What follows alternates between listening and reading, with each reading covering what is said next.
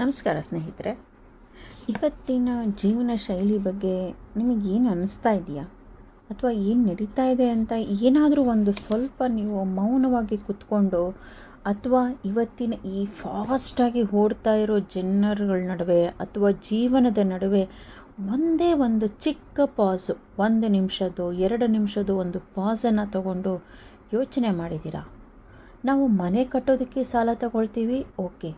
ಆದರೆ ಒಂದು ಸಣ್ಣ ಸಣ್ಣ ಮೊಬೈಲ್ಗಳನ್ನು ತೆಗೆದುಕೊಳೋದಕ್ಕಾಗಲಿ, ಅಥವಾ ಯಾವುದೋ ಒಂದು ವಾಷಿಂಗ್ ಮಿಷಿನು, ಫ್ರಿಜ್ಜು, ಅದು ಯಾಕೆ ಇವತ್ತು ನೀವೊಂದು ₹500 ಸಾಮಾನು ತೊಗೊಳ್ತೀರಾ ಅಂದರೂ ಕೂಡ ಅಮೆಝಾನು, ಫ್ಲಿಪ್ಕಾರ್ಟು ಇಂಥ ಕಡೆ ನಿಮಗೆ EMI ಮಾಡ್ಕೊಳ್ತೀರಾ ಅಂತ ಕೇಳ್ತಾ ಇದೆ. ಇದನ್ನೆಲ್ಲ ನೋಡಿದ್ರೆ ನಿಮಗಿದೆಲ್ಲ ಒಂದು ಸಣ್ಣ ಟ್ರ್ಯಾಕ್ ಅಂತ ಅನಿಸಲ್ವಾ ನಿಮ್ಮನ್ನು? ಅಂದರೆ ನೀವು ಬೇರೆ ಯಾವುದ್ರ ಬಗ್ಗೆನೂ ಯೋಚನೆ ಮಾಡೋದಕ್ಕೆ ಅವಕಾಶನೇ ಇರಬಾರ್ದು. ಅಂದರೆ ನಮ್ಮ ದೇಶ ಹೆಂಗಾಗ್ತಾ ಇದೆ, ನಮ್ಮ ದೇಶದಲ್ಲಿ ಏನು ನಡೀತಾ ಇದೆ, ಇದು ಯಾವುದನ್ನು ನಿಮಗೆ ಯೋಚನೆ ಮಾಡೋದಕ್ಕೆ ಅವಕಾಶನೇ ಕೊಡಲ್ಲ ಅವರು. ಯಾಕೆ ಅಂದರೆ ನೀವು ಯಾವಾಗಲೂ ನಿಮ್ಮ ಜೀವನದ ಸುತ್ತಾನೇ ನೀವು ಸುತ್ತುತ್ತಾ ಇರಬೇಕು.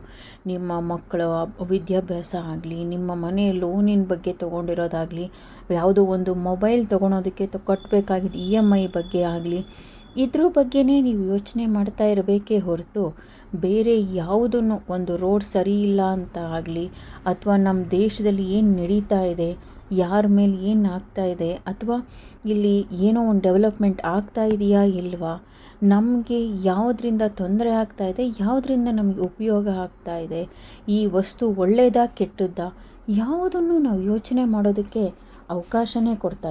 ಅವಕಾಶನೇ ಕೊಡ್ತಾ ಇಲ್ಲ ಅಂತ ನಿಮಗೆ ಅನ್ನಿಸ್ತಾ ಇಲ್ವಾ? ಇವತ್ತಿನ ಲೈಫ್ ಸ್ಟೈಲು 1 ಸೆಕೆಂಡ್ ಆದರೂ, ಯಾರಾದರೂ 1 ಸೆಕೆಂಡ್ ನಾವು ಎಲ್ಲಿ ನಿಂತರೆ ನಮ್ಮ ಹಿಂದೆ ಇದ್ದವರು ಮುಂದೆ ಹೋಗ್ಬಿಡ್ತಾರೋ, ನಾವು ಮತ್ತೆ ಹಿಂದೆ ಉಳ್ಕೊಂಡು ಅವ್ರನ್ನ ಹಿಂದೆ ಹಾಕೋದಕ್ಕೆ ನಾವೇನೆಷ್ಟು ಓಡಬೇಕು, ಇದ್ರ ಬಗ್ಗೆನೇ ಯೋಚನೆ ಮಾಡ್ತಾ ಇರ್ತೀವಿ.